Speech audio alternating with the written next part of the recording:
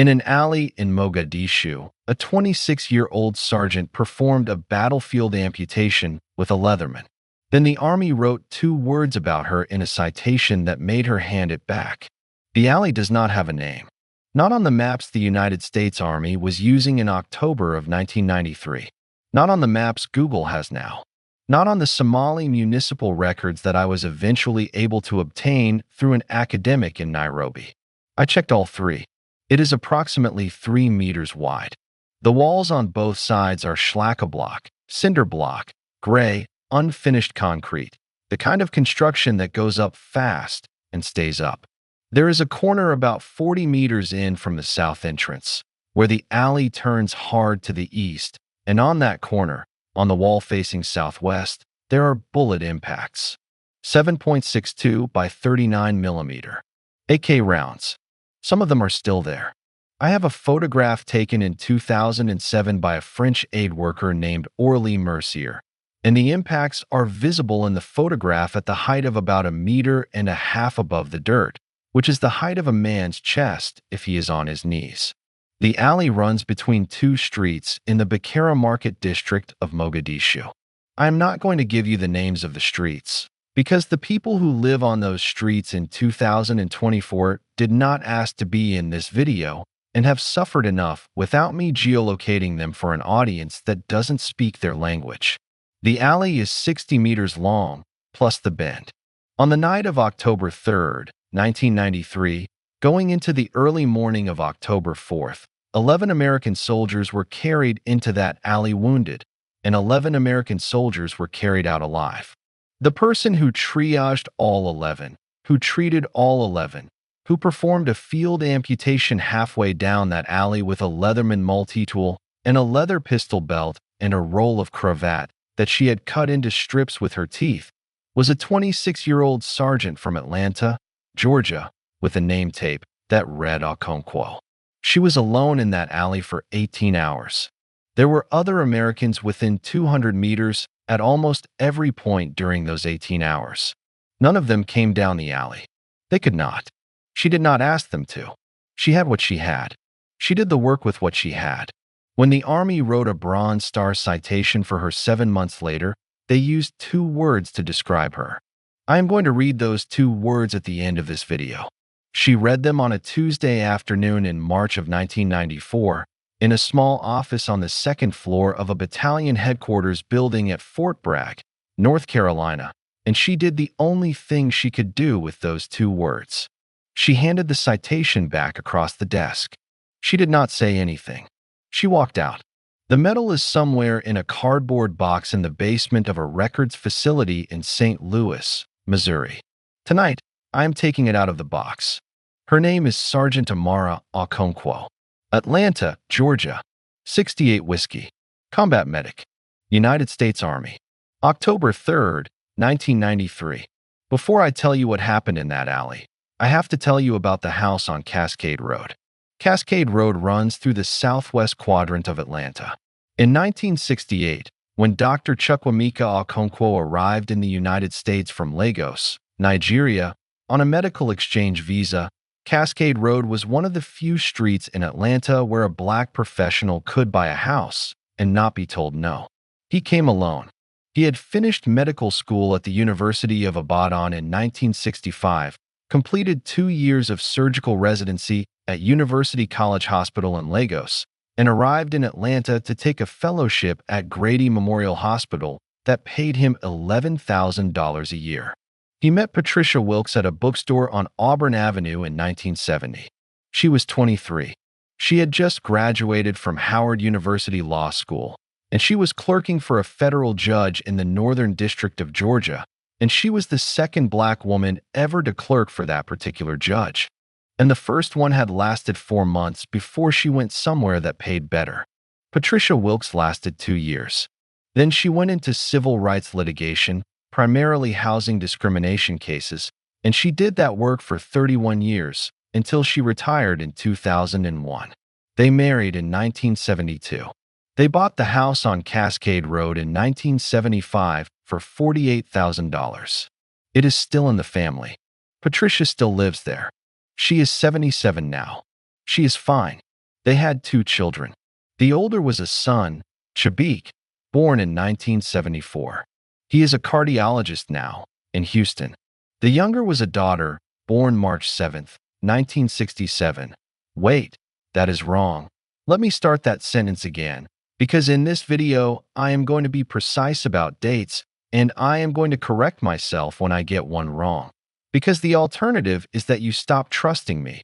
And if you stop trusting me on a date, you should stop trusting me on the rest of it. The daughter was born March 7th, 1967. No, I have it written down here. Amara Okonkwo, born March 7th, 1967. That is correct. She was the older. Chabik was born 1974. I had them reversed in my notes. Amara was the older child by 7 years. I am going to leave that correction in the video, because if I cut it out, you will not know that I make mistakes and correct them. I do. So does everyone telling a true story. The ones who pretend they don't are not telling you a true story. Amara Okonkwo grew up in the house on Cascade Road. She had piano lessons. She had a tutor for mathematics from the time she was 11. Her mother took her to civil rights commemorations, and her father took her on rounds at Grady on Saturday mornings when she was old enough to keep her mouth shut in a hospital corridor. She was old enough, by her father's reckoning, at the age of 9. She watched him work. She watched him make decisions in trauma bays in a hospital that, in the 1970s and early 1980s, served the poorest population in the city of Atlanta. She watched him operate on gunshot wounds, on stab wounds, on car accidents, on industrial accidents, on the kind of injuries that a public hospital in the American South in those years saw at 3 in the morning on a Saturday and no one talked about on Sunday. She did not become a surgeon. I want to be clear about that, because if I leave it implied, you will assume she did, and the story is not the story I am telling. She did not become a surgeon. She watched her father become a surgeon, and she did something else. She graduated from Frederick Douglass High School in 1985. She was valedictorian. She gave a speech at graduation that her mother still has on a VHS tape that has not been played since approximately 2004 because the family does not own a VHS player anymore. The speech was about the obligation of the educated. I have read a transcript of it because Patricia Wilkes typed it up for the program and kept the typed version. The relevant sentence, the one that matters for what happened later, was this. Amara Okonkwo, age 18, in a graduation gown at the Atlanta Civic Center, said, "My parents taught me that knowing things is not the point. The point is what you do at 3 in the morning when somebody else is bleeding." She did not write that for effect. She had been writing it in her head, in some form, since she was 11 years old and her father took her to Grady on Saturdays. She enrolled at Spelman College in the fall of 1985 on a full academic scholarship. She majored in biology. She graduated in 1989 with honors. She was accepted into the post-baccalaureate pre-medical program at Emory University, with the understanding that she would apply to medical school in her second year and matriculate, presumably at Emory, in the fall of 1991. Her father had already had a conversation with one of his colleagues at Emory's Department of Surgery. The conversation had not been a request. It had been a courtesy. Dr. Okonkwo did not ask favors. He told colleagues things. The colleague had told him that Amara would be welcome. She did not go. In June of 1990, 3 months before she was supposed to start her second year at Emory, Amara Okonkwo walked into a United States Army recruiting station in a strip mall on Cleveland Avenue in southwest Atlanta. She told the recruiter, a sergeant first class named Kowalski, that she wanted to enlist. As an enlisted soldier, not as an officer candidate. She did not tell him she had a bachelor's from Spelman. She did not tell him she was in a pre-medical program. She did not tell him her father was a surgeon at Grady. She gave him her high school transcript and her social security card and the basic biographical information, and she said she wanted to be a 68 whiskey combat medic. He asked her if she was sure. He asked her 3 times. The third time, he told her, "I have this from her, 26 years later, in an interview I conducted in 2016 at a coffee shop in St. Louis." He told her, off the record, that with a transcript like hers, she could walk in the door of officer candidate's school the same day. She told him she did not want OCS. She wanted to be a medic. He shrugged. He did the paperwork. She raised her right hand on the 11th of June, 1990. She shipped to Fort Jackson, South Carolina, for basic training on the 2nd of July. She did not tell her parents until the night before she left. I want to give you that scene because it matters and because I have it from two sources, from Amara herself and from her mother Patricia, who I interviewed separately a year later in 2017 at the kitchen table on Cascade Road, the same kitchen table where the scene happened. Patricia and I drank tea. She made it from loose leaf. The tea was good. She is good with tea. She told me about the night, 27 years after it had happened, and her voice did not shake, but her hands did, a little, when she was setting the cup down. It was a Sunday, the 1st of July, 1990. Dinner was at 6. Dr. Okonkwo had operated that morning, a Saturday morning emergency case that ran into Sunday, and he had slept 3 hours and gotten up to be at dinner because Sunday dinner was a thing in that house, and you did not skip it unless you were on a different continent. Shabik was 16. He was eating fast because he wanted to go to a friend's house. Amara was 23. She had been home from Spelman for 6 weeks. She had been quiet for 6 weeks, and her mother had noticed she was quiet, and her mother had asked her once, gently, if everything was all right with the Emory program, and Amara had said yes. So her mother had let it go. At dinner, Amara waited until her father had eaten. He always ate first and talked later. He was a man who took food seriously and conversation seriously and did not mix them. When he had finished his plate, he set down his fork and he looked at his daughter because he had been a surgeon for 25 years by then and he knew the look of a person who had something to say. He said, in English, not in Igbo. He switched to Igbo at home only when he was speaking to his wife, never to his children, because he had decided when his children were small that they would have one language at home, and that language would be the language of the country they were going to live in for the rest of their lives. He said, in English, Amara, what is it? She told him. She told him she had enlisted. She told him she shipped for basic training the next morning at 05:30. She told him she would be at Fort Jackson for 10 weeks, then at Fort Sam Houston in San Antonio for 16 weeks of medical training. Then she would be assigned to a unit.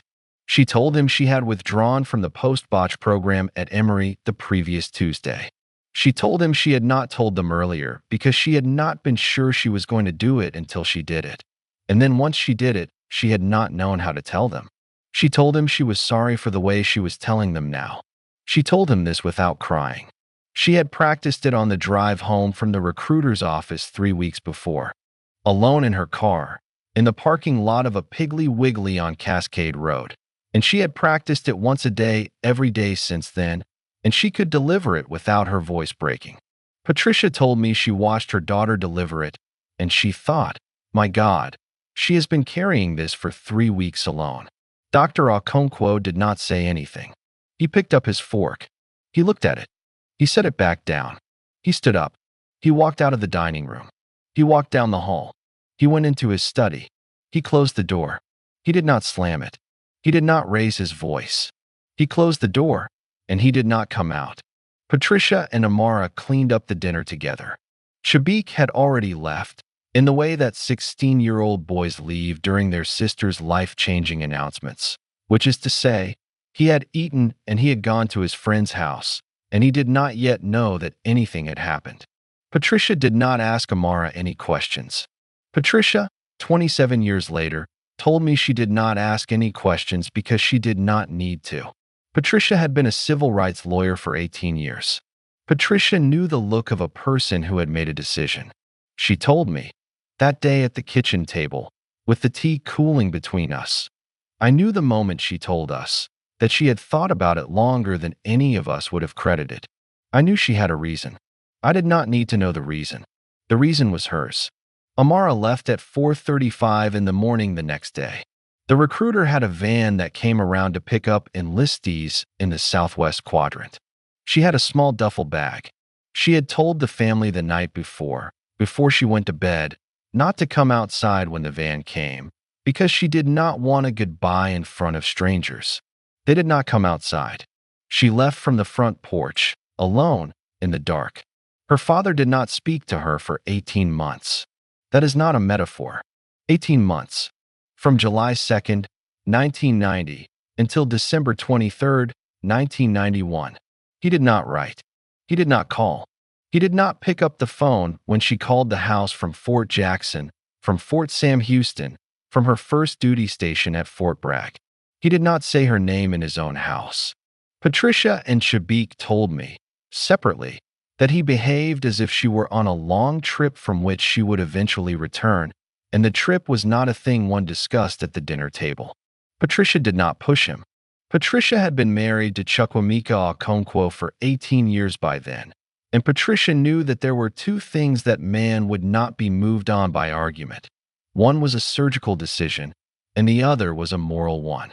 He had decided his daughter had made a wrong choice. He was a man who lived with his decisions. Then, in December of 1991, he wrote her a letter. I have a copy of the letter. Amara gave me a copy of the letter at the coffee shop in St. Louis in 2016. She kept the original in a manila folder in a fireproof box at her house, with her DD-214 and her birth certificate and her parents' wedding certificate. The letter is one page.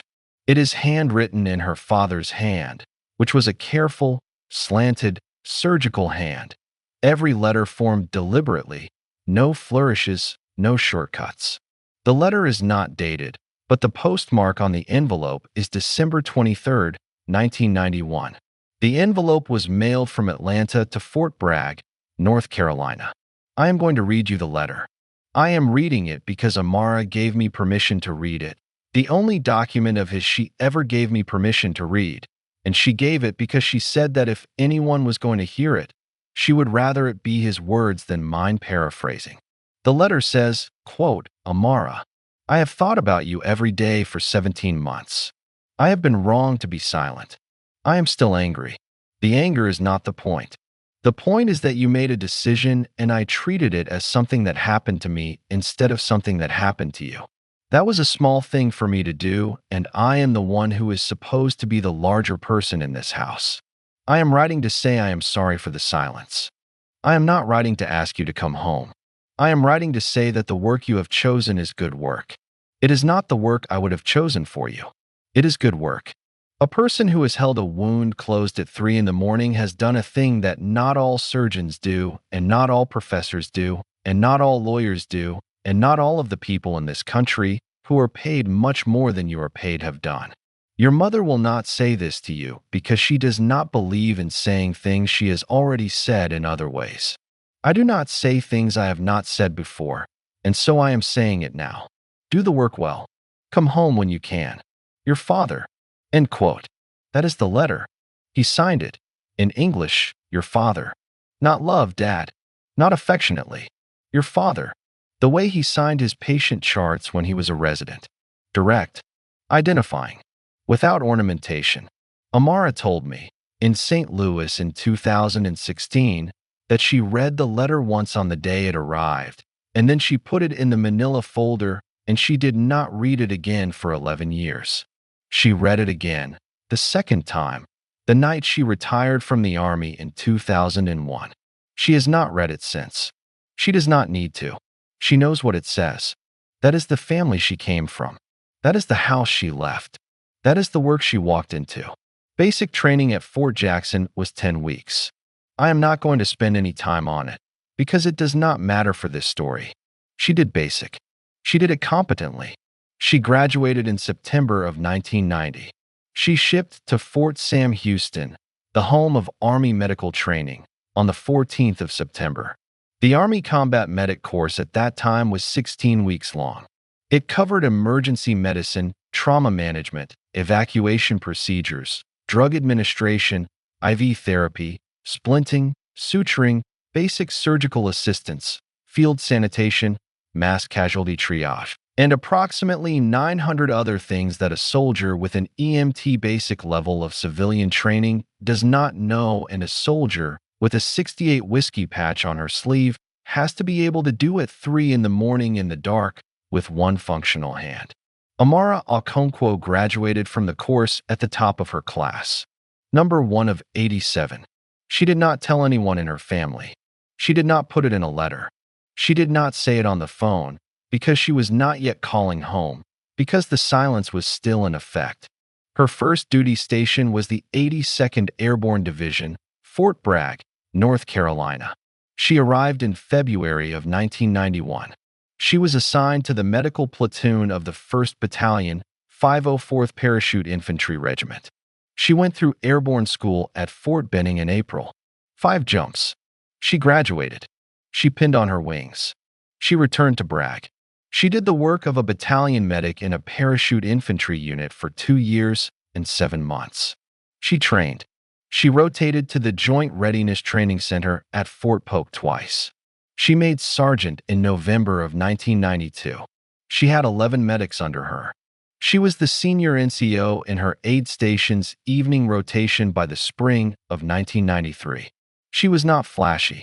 She was, according to 2 of her platoon sergeants who I tracked down and interviewed in 2017 and 2018, the most calm medic any of them had ever worked with. One of them, a retired first sergeant named Talbot, who I interviewed in a VFW hall in Fayetteville, told me that he had served 26 years and had worked with maybe 40 combat medics in his career, and that Sergeant Okonkwo was the only one who, in his professional estimation, had what he called the surgical mind. He said it slowly. He said it like he was making sure I heard the word right. The surgical mind. Talbot said it was a thing he had observed in surgeons he had been treated by, twice, in his career, that they could look at a wound and see, in the wound, what the wound was and what it was going to do and what the next step was, all at once, in a single look. He said most medics could not do that. He said most surgeons could not do that. He said Sergeant Okonkwo could do that, and he had figured out within 3 months of her arriving at his battalion that the reason she could do it was that she had been raised by someone who could do it. He did not know about her father. He did not know her last name was Ebo. He did not know about Cascade Road. He just looked at her work, and he saw what was in her work, and he understood it. In August of 1993, her battalion was alerted for deployment to Somalia. I am going to spend exactly as much time on the strategic and political background of the United States deployment to Somalia as is necessary, which is not much. The United States entered Somalia in December of 1992 as part of a humanitarian operation called Restore Hope. The mission expanded. The mission changed. By the summer of 1993, the mission included the targeting of a Somali warlord named Mohammed Farah Aidid, whose militia had killed 24 Pakistani peacekeepers in June. Task Force Ranger, a special operations element built around the 75th Ranger Regiment, Delta Force, and elements of the 160th Special Operations Aviation Regiment, was deployed to Mogadishu in August. They were operating out of a hangar at the airport. Their mission was to capture Aidid or his lieutenants. They had conducted 6 missions before October 3rd without significant loss. October 3rd was the 7th mission. You know what happened on the 7th mission. Or you think you know. You know the movie version. The movie version is mostly correct in the broad strokes. The movie version did not have Sergeant Amara Okonkwo in it because the movie version did not know about the alley. Amara Okonkwo was not in Task Force Ranger. She was a conventional Army medic from the 82nd Airborne, attached to the 10th Mountain Division's Quick Reaction Force at Mogadishu Airport. The QRF was the backup. The QRF launched when the Rangers needed help. On the afternoon of October 3rd, the QRF was alerted at approximately 1540 local time. Sergeant Okonkwo was in the medical aid station at the airport when the alert came. She had been on duty since 0600. She had eaten a tuna sandwich at 1330. That is the last thing she ate for 31 hours.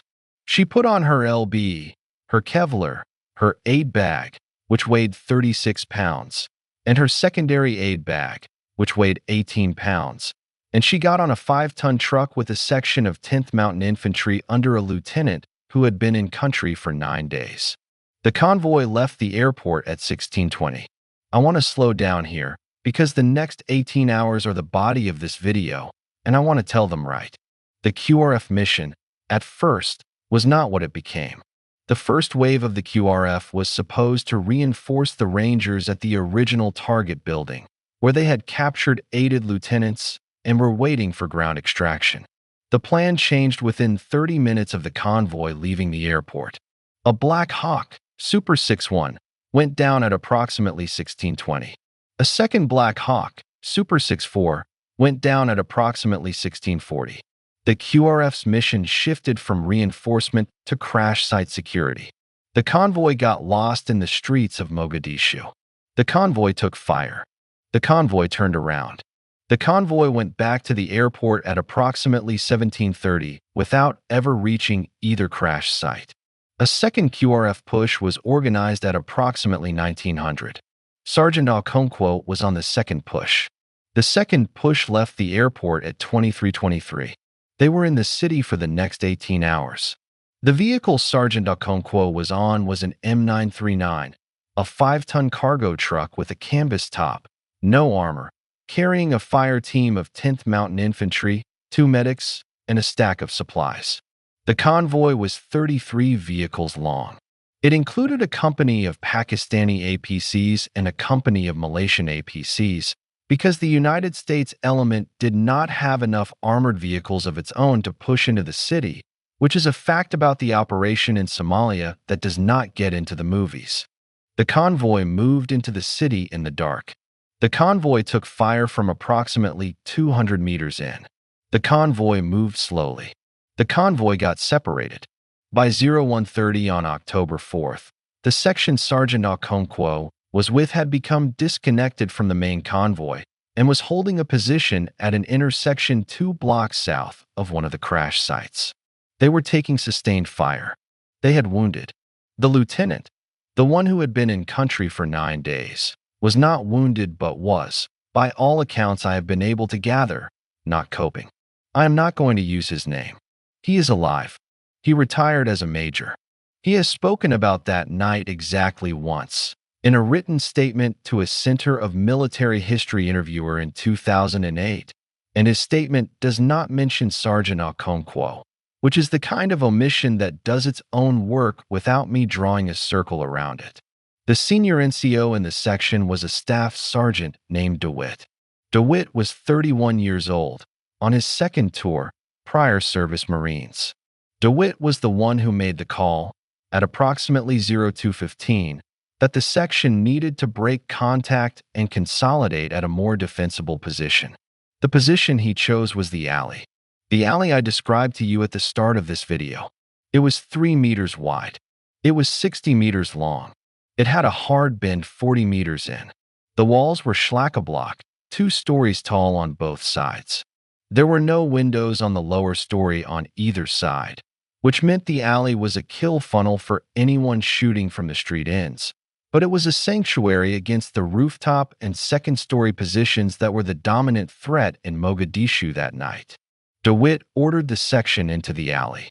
They moved in from the south end. There were 19 Americans. 5 of them were already wounded.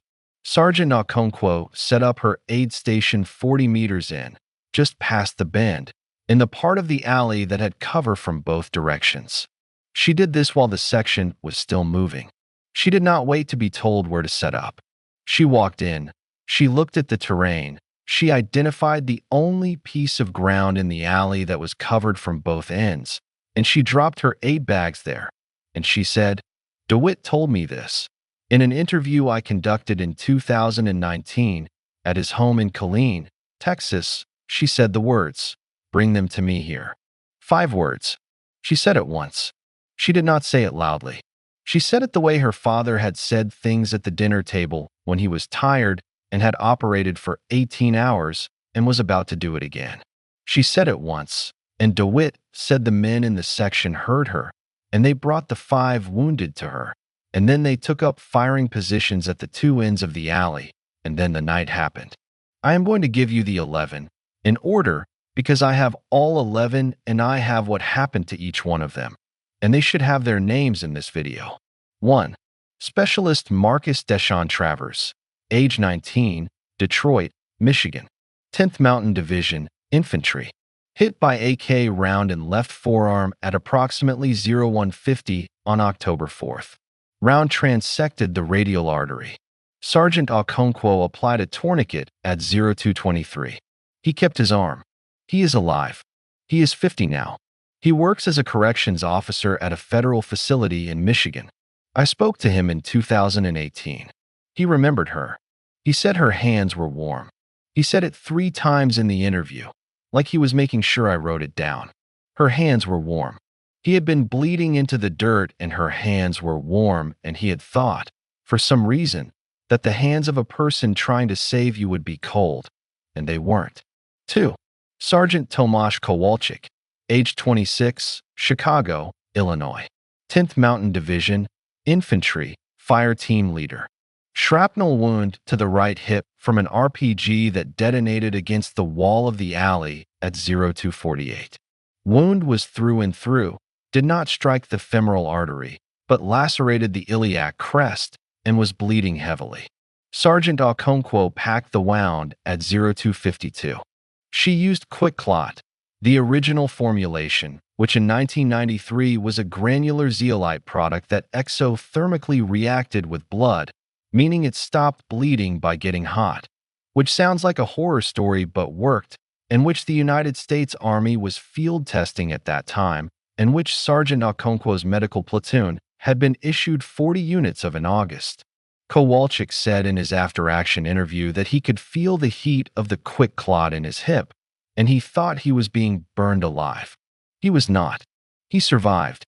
He retired as a first sergeant in 2011. He runs a hardware store in Chicago. 3. Private First Class Ronald J. Halvorsen, age 20, Bemidji, Minnesota. 10th Mountain Division, Infantry.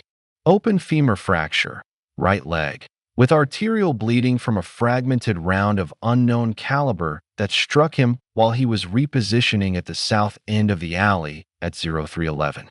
The round entered at the mid-thigh and exited posterolaterally, taking a section of the femur with it. The leg was, in medical terms, hanging on by approximately 40% of its soft tissue. The femoral artery was partially severed. He was going to die in approximately 7 minutes if nothing was done. I am going to spend more time on Halvorsen than on the others because of what she did for him. I want to tell it carefully because I have told it before in conversation and people have not believed it, and I do not want anyone watching this video to think I am exaggerating. I am not exaggerating. I have the after-action report from the medical platoon. I have a statement from DeWitt. I have a statement from the surgeon at Mogadishu Airport who received Halvorsen at 0647 the next morning. I have, most importantly, a statement from Halvorsen himself, given in 2008 in connection with a Center of Military History Oral History project, in which he describes in detail what Sergeant Okonkwo did to him in that alley. She did the following. She assessed the leg. She determined, in a calculation she later told me took her approximately 15 seconds, that the leg could not be saved. The wound was too high, the tissue damage was too extensive, the bleeding was too severe, and her resources were too limited. She had a tourniquet on the leg within 40 seconds of him reaching her station. The tourniquet stopped the immediate bleeding. But the tourniquet alone was not going to keep him alive for the next several hours, because the tissue distal to the tourniquet was already necrotic, and the toxins from necrotic tissue, when they wash back into the bloodstream, can kill a person in 4 to 6 hours from a condition called crush syndrome or compartment syndrome, or one of several related cascades that kill you slowly through your kidneys. She knew this. She had been taught this in 16 weeks of combat medic school, and she had read further on it, and she had asked her father about it once, the only medical question she ever asked her father after enlisting, in a phone call from Fort Bragg in 1992. Her father, breaking the silence for 90 seconds, had answered her question, and then he had returned to silence. He had told her that in the field, with the resources of a field medic, The only thing you could do for a non-salvageable limb with proximal arterial compromise was remove it. In a hospital, this is called amputation. It is a procedure. It involves a sterile field, a surgeon, a surgical assistant, an anesthesiologist, an operating room, blood for transfusion, and a saw. In an alley in Mogadishu at 03:15 on October 4, 1993, with a flashlight held in the teeth of Specialist Travers, who was lying next to Halvorsen on his good arm, his other arm tourniquet and unusable, the flashlight in his mouth at the angle she needed. Sergeant Okonkwo had a Leatherman multitool, a leather pistol belt that she cut off DeWitt's body armor with the multitool, 2 500cc bags of normal saline, 2 roller bandages, a roll of cravat, 4 10 ml syringes of morphine, a single dose of broad-spectrum antibiotic, a pair of trauma shears, and her own 2 hands. That is what she had. There were 2 other medics in the section, but they were both forward, treating one of the other wounded, and there was no time to wait. Halvorsen had 4 minutes, maybe 5. She gave him morphine, 2 syringes. She told him what she was going to do. She did not lie to him. She told him. Halvorsen, in his 2008 oral history, said that what she told him was, "I am going to take your leg. I am going to do it now. You are going to feel it, and you are going to scream, and that is fine. Then I am going to stop the bleeding, and you are going to live." Halvorsen said he said okay. He said he was already in shock, and the morphine was on top of the shock, and the words came at him like they were underwater, but he understood them. He said okay. She took his hand. She said one more thing. She said, "You are going to be all right." He said okay again. Then she did the work. I am not going to describe the procedure. I am not going to describe it because I am not a medic and I do not have the standing to describe a battlefield amputation in detail without making it into something it should not be. What I will tell you is what is documented. The procedure took approximately 11 minutes. She used the multi-tool saw blade for the bone. She used the pistol belt as a secondary tourniquet applied above the original tourniquet to manage venous bleedback. She used the trauma shears for the soft tissue. She irrigated with the saline. She packed the stump with the cravat. She wrapped it with the roller bandage. She gave him the 3rd syringe of morphine and the antibiotic. She kept talking to him the entire time. Halvorsen, in the oral history, said he could not remember what she said, only that she did not stop. He said her voice was the only thing in the alley besides his own. He said when she stopped working and looked up, he knew it was done because she said, "That is done. We are going to get you home." He said okay one more time, and then he passed out. She kept him alive for the next 3 hours and 28 minutes, until the convoy was able to break out of the city at 06:43. While she was doing this, she was also treating the 8 other wounded who came to her station between 03:30 and 06:43. I am not going to give you all 8 in detail. I am going to give you the rest of the names, because they should be in this video, and I am going to give you what was wrong with each one. 4. Sergeant Daniel Morales, 25, El Paso, Texas, sucking chest wound left hemithorax. Survived. Disabled retirement 2001. Lives in El Paso. 5. Specialist Brian Lee, 22, Honolulu, Hawaii. Gunshot wound right thigh. No arterial involvement. Survived. Re-enlisted. Retired as a master sergeant. Lives in Texas. 6.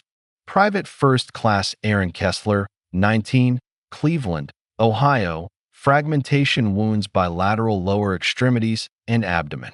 Survived. 2 surgeries at Walter Reed. Currently a high school history teacher in Cleveland. 7. Specialist Maria Delgado, 23, Bronx, New York, 10th Mountain Support. Gunshot wound left shoulder. Survived. The only other woman in the section. Retired as a first sergeant. Lives in upstate New York. 8. Sergeant Robert Whitfield, 28, Atlanta, Georgia. Yes, the same city Sergeant Okonkwo grew up in, although they had never met before that night and would never see each other again after. Gunshot wound right buttock and posterior thigh. Survived. Lives in Atlanta. owns a barbecue restaurant on Northside Drive that I have eaten at, although I did not tell him I had spoken to Sergeant Okonkwo because she asked me not to, and he does not know I know who he is. 9. Private First Class Tyler Bertrand, 18, Lafayette, Louisiana, fragmentation wound to the face, partial loss of vision in the left eye. Survived. Medically retired. Currently works for the Veterans Administration in New Orleans. 10. Specialist Joseph Kim, 24, Los Angeles, California, broken right tibia and fibula from a piece of falling masonry, plus a concussion. Survived. Re-enlisted. Retired as a sergeant first class. Lives in San Diego. 11. Staff Sergeant Marcus DeWitt, 31, Killeen, Texas, gunshot wound right calf, sustained at 0550 when he moved forward to clear a position at the south end of the alley. He was the last man wounded that night. He walked back to her aid station on his own leg. She put a pressure dressing on him. He went back to his position. He was still on his feet at 0643 when the convoy moved out. He was the senior NCO. He had not slept.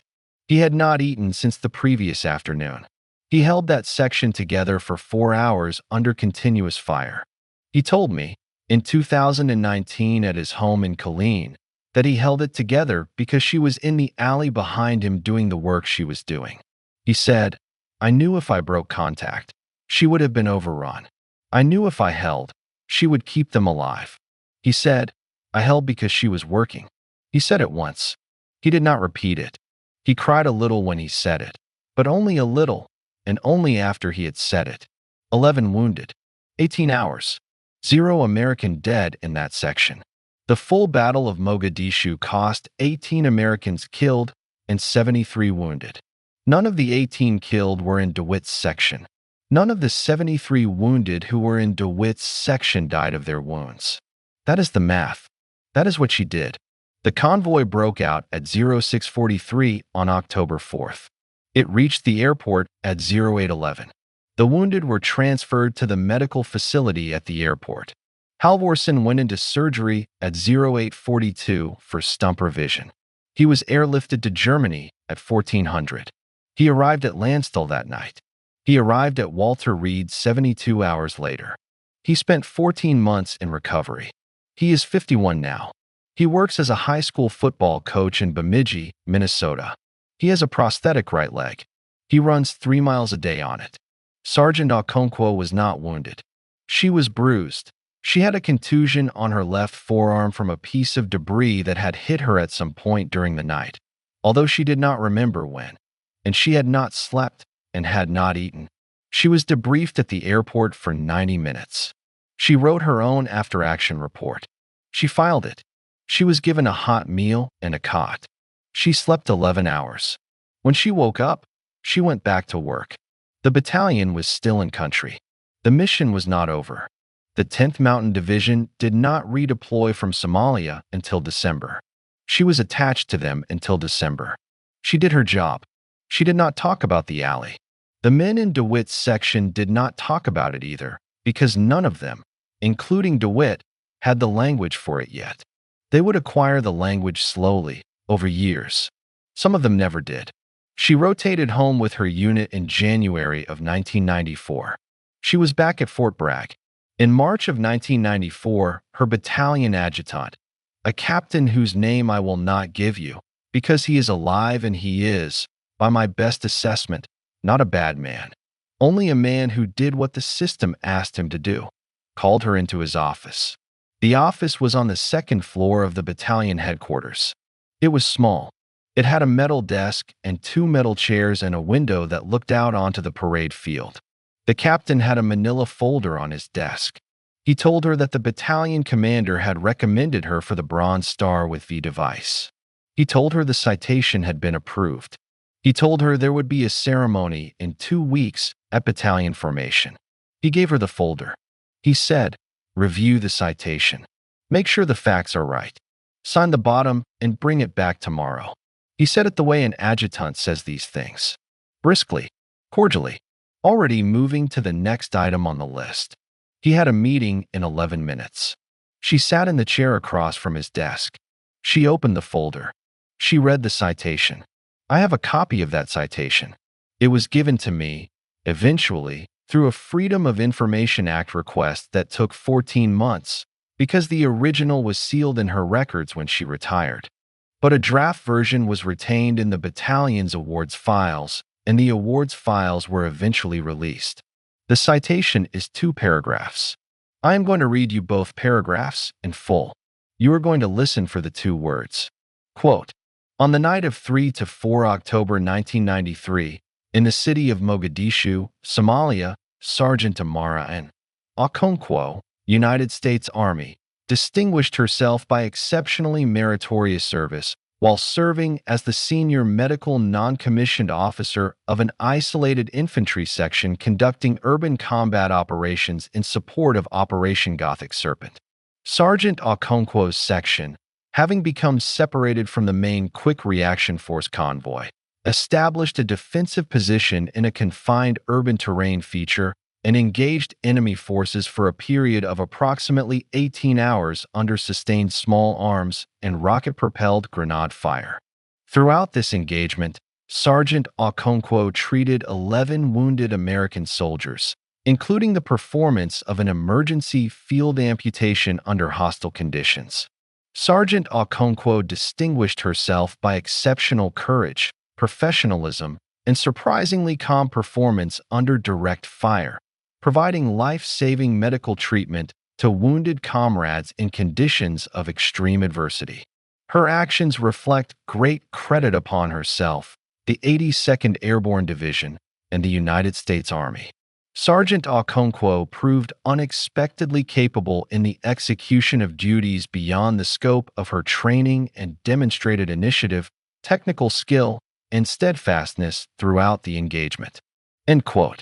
That is the citation. Read it again in your head if you need to. I will wait. Surprisingly calm. Unexpectedly capable. 2 words. Surprisingly. Unexpectedly. 2 adverbs. The 2 adverbs do all the work in those 2 paragraphs. And the work the 2 adverbs do is the work of erasing what she actually did and replacing it with the surprise of the person writing the citation that she had done it. I want to take this slowly, because the rest of this video is going to live or die on whether you understand what those 2 words mean. I am not going to tell you what to feel about them. I am going to tell you what they say. Then I am going to tell you what she said. And then we are going to be done. Surprisingly calm. The word surprisingly is a comparison word. It implies a baseline. It implies that the writer of the citation had an expectation of how calm she would be, and her actual calm exceeded that expectation, and the excess between the expectation and the reality was surprising. Now ask yourself the question. Ask yourself what the writer's baseline expectation was.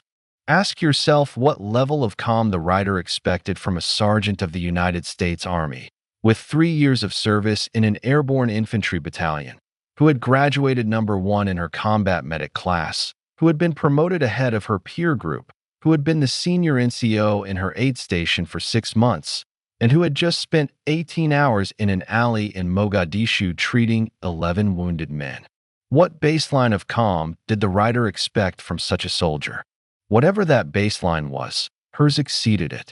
Surprisingly, the surprise is not a comment on her.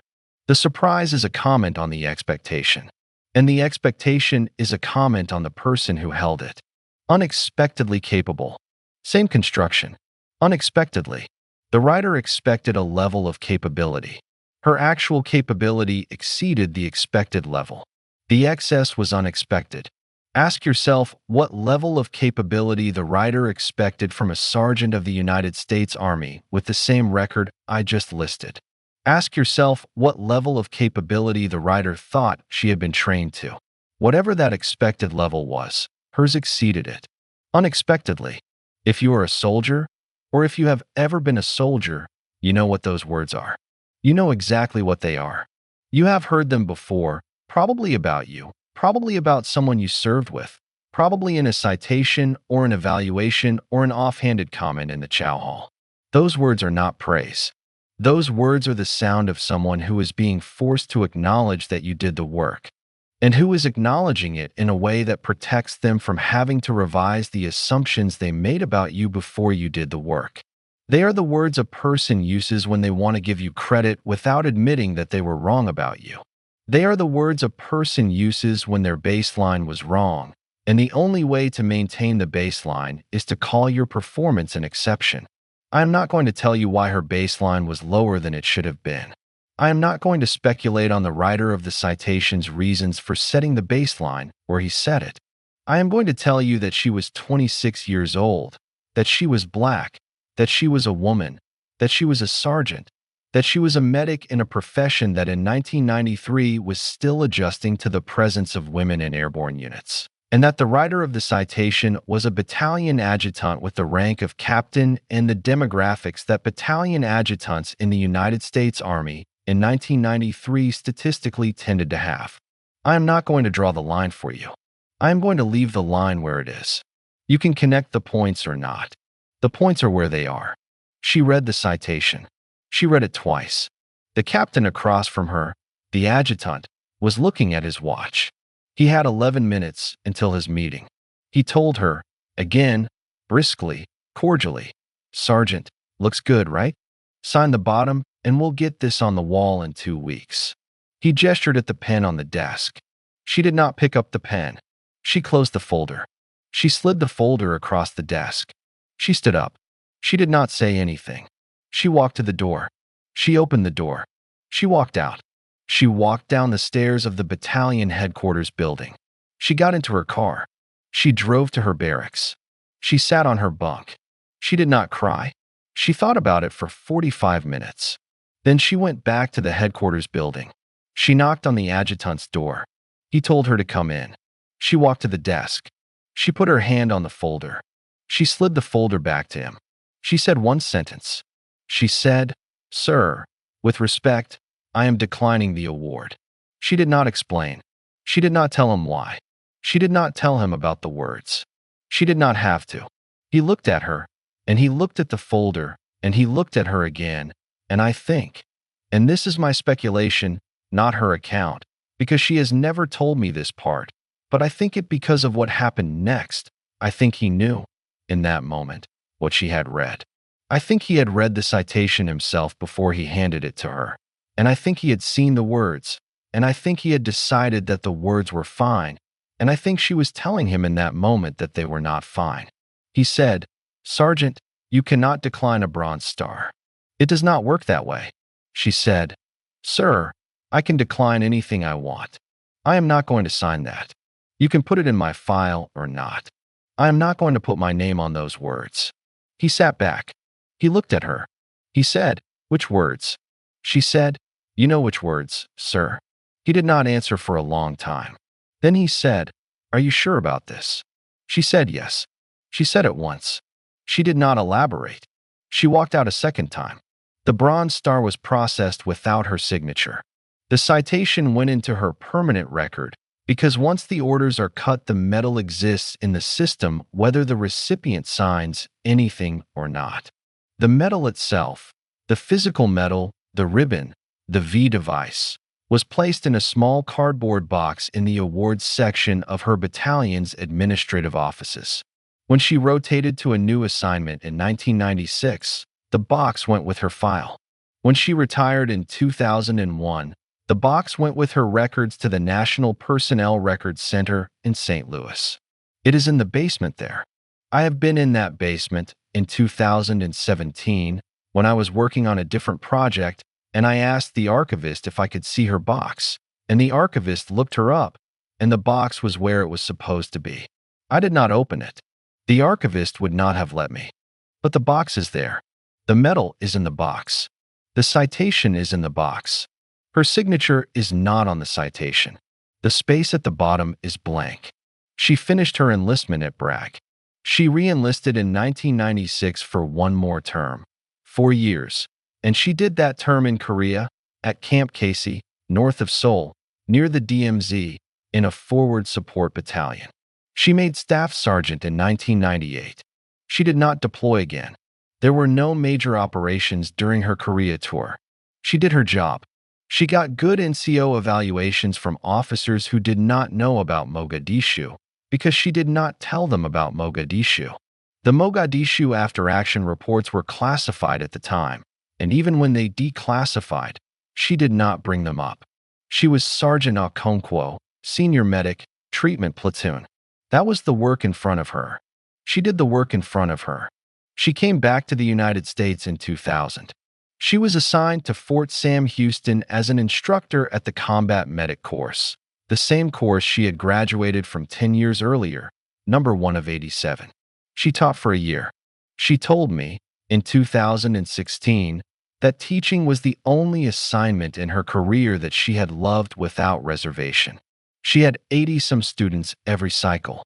They came in at the beginning of 16 weeks knowing nothing, and they went out at the end of 16 weeks knowing how to keep a person alive for an hour. Some of them went on to do exactly what she had done, and some of them went on to do nothing, and most of them went on to do somewhere in between. And she said the not knowing which was the hardest part of the job, and the most important part, and the part that kept her honest. She told them stories. She did not tell them her own. She told them other people's. She told them about a medic she had read about in Vietnam who had carried a man for 2 miles. She told them about a medic she had read about in Korea who had treated 43 wounded in a single night at a battalion aid station. She did not tell them about the alley. She declined to re-enlist in 2001. Her contract ended in March. September 11th happened 6 months later, and the Army called her twice and asked her to come back. She said no. She had decided. She had given the Army 11 years. The 11 years had been a fair trade. She did not owe the Army any more, and the Army, if you asked her, which I did, in 2016, did not owe her any more either. She said it like that, plainly. The Army does not owe me anything. They paid me. They trained me. They sent me where they needed me. I went. I did the work. I came home. We are square. That was her phrase. We are square. I want to come back to the medal one more time. She did not refuse the Bronze Star because she was angry. I want to be careful about this because I have told people parts of this story over the years, and the part they always misunderstand is this part. They think she refused it out of anger. They think she refused it as a protest. She did not.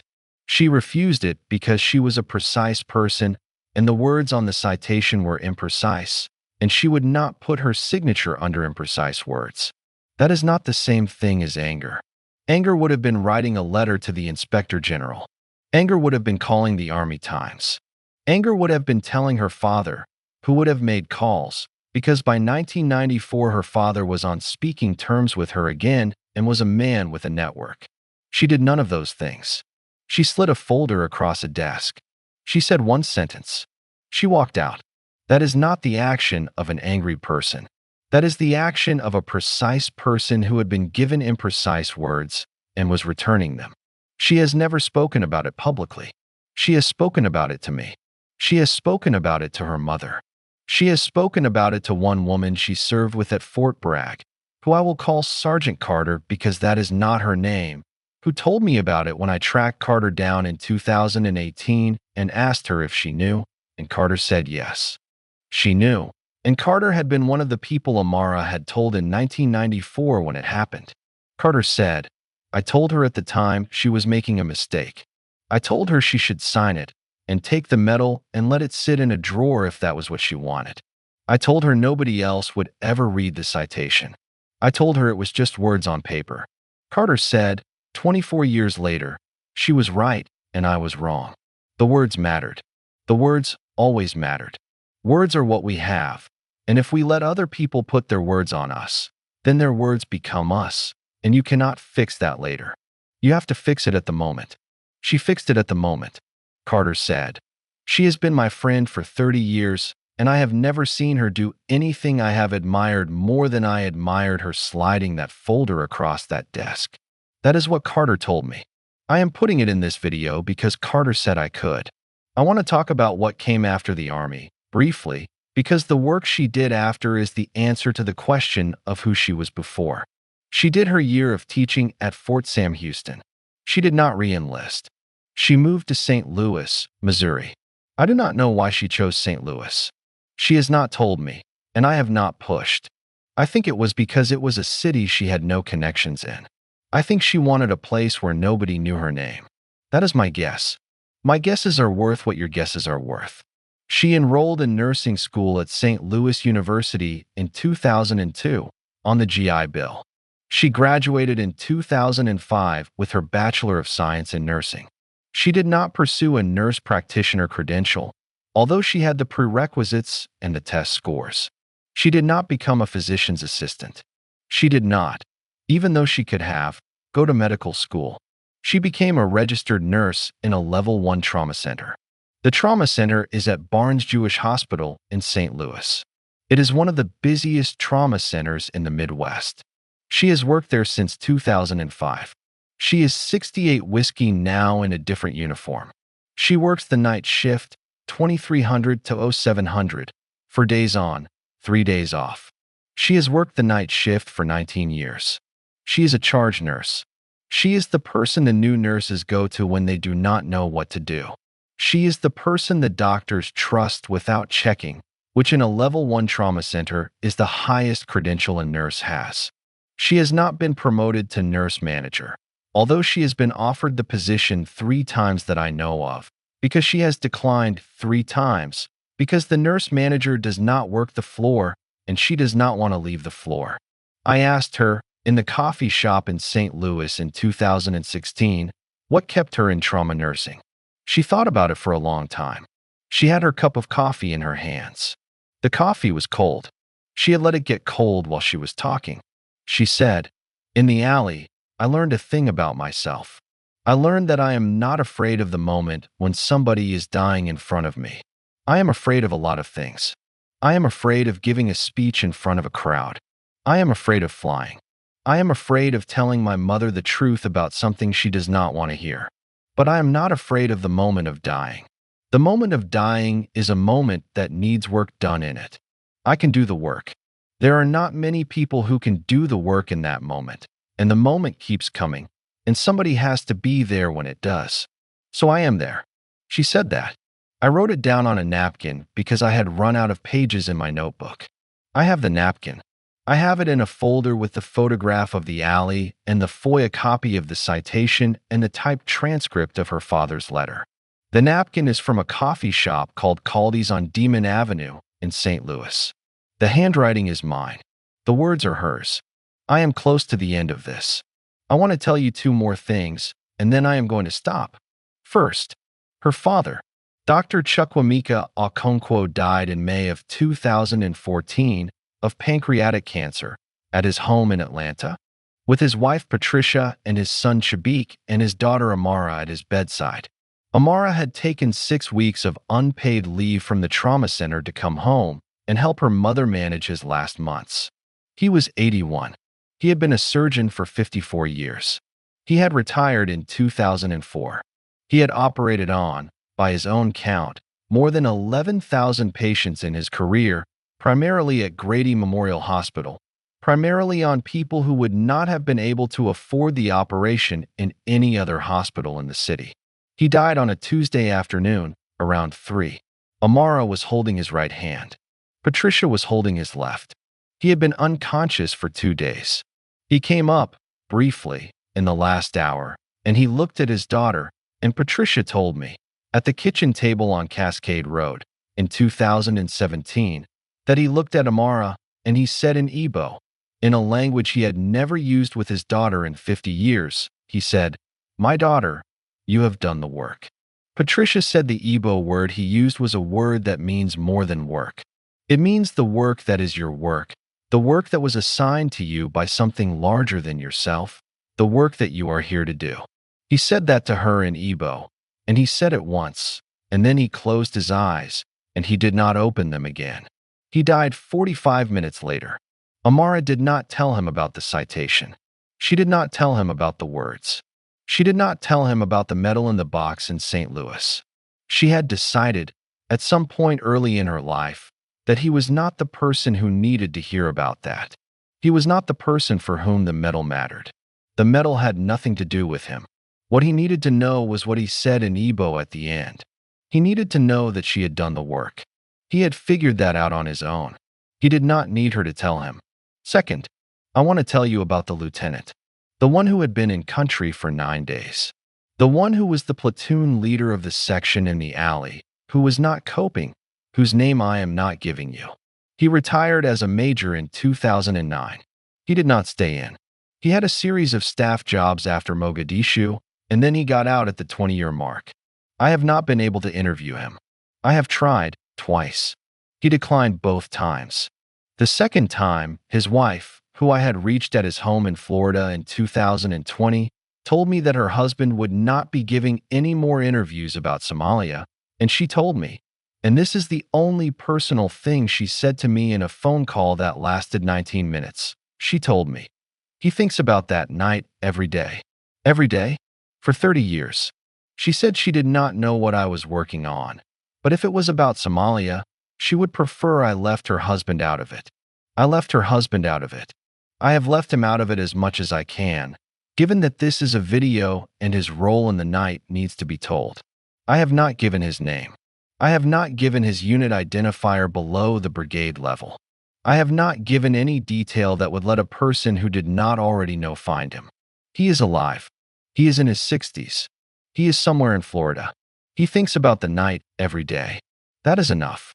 That is all I can give him.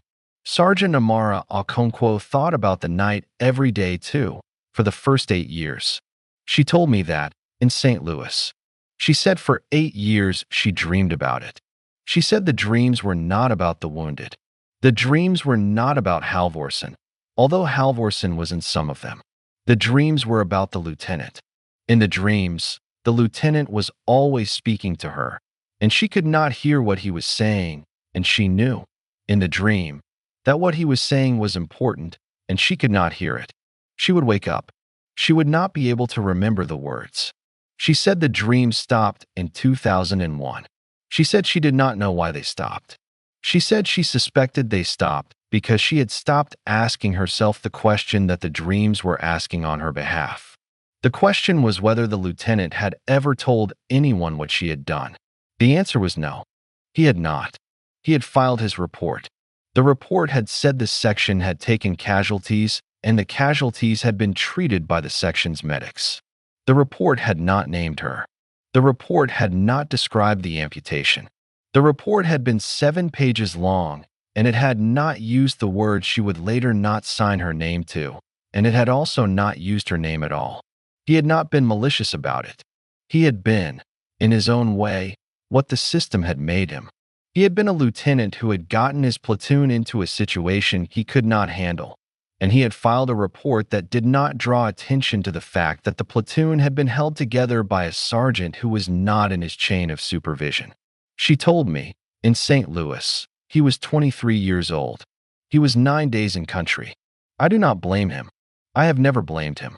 The system gave him a job he was not ready for, and put him in a city he did not understand, and gave him soldiers he did not know yet. He did what he could. The fact that what he could do was not enough is not a moral failing. It is the system. The system put him there. The system did not put me there. I had volunteered. He had been ordered. Those are different. She said that. She did not say it bitterly. She did not say it forgivingly either. She said it the way she said everything. Precisely. There is a fire department dispatcher in El Paso, Texas, who I told you about last week, who held a doorway for 11 minutes in 2006. There is a gunnery sergeant in 29 Palms, California, who I told you about 2 weeks ago, who held a radio frequency for 9 hours in 2010. Tonight, there is a charge nurse in St. Louis, Missouri, who held an alley in Mogadishu for 18 hours in 1993. 3 women, 3 pieces of ground. One of them was a frequency. One of them was a doorway. One of them was an alley. The pieces of ground get smaller as the work gets harder.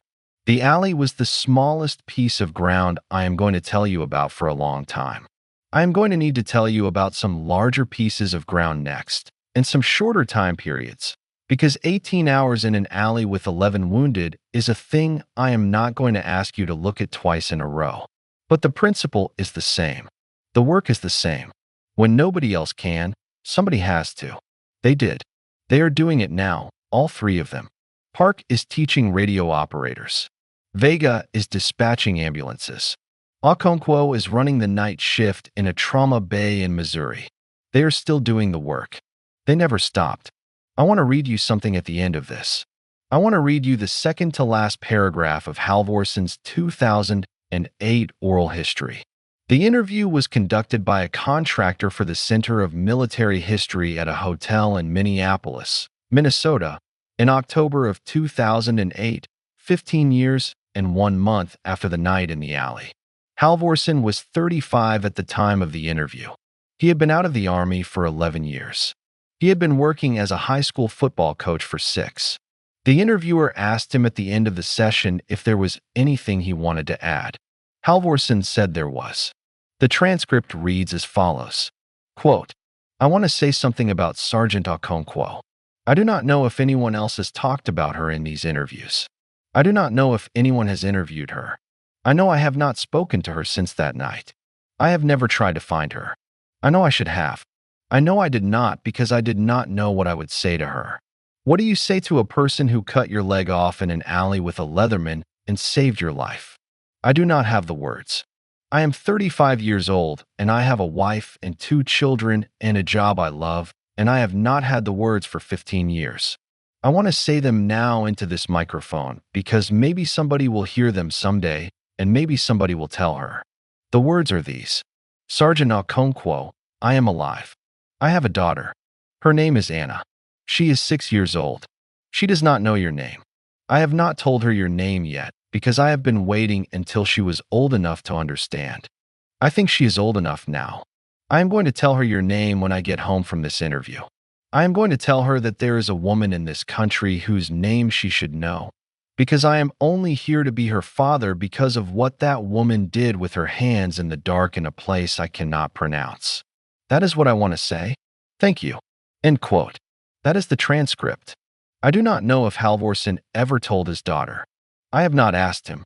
I have not contacted him for this video. He gave the oral history to the Center of Military History in 2008 under the standard release that allows it to be quoted in scholarly and historical contexts, and I am quoting it in this context, and I have nothing more to say to him beyond that quotation. Anna Halvorson is 22 years old now. If she is watching this video, then she now knows her father's words. If she is not watching this video, then someone who is watching this video is going to tell someone, and someone is going to tell someone else, and eventually the words will reach her, because that is how words work when you put them in the air. Her name is Sergeant Amara Okonkwo. Atlanta, Georgia. Cascade Road. Spelman College, Biology, 1989. United States Army, 68 Whiskey, Combat Medic, 11 years of service. 11 wounded. 1 alley.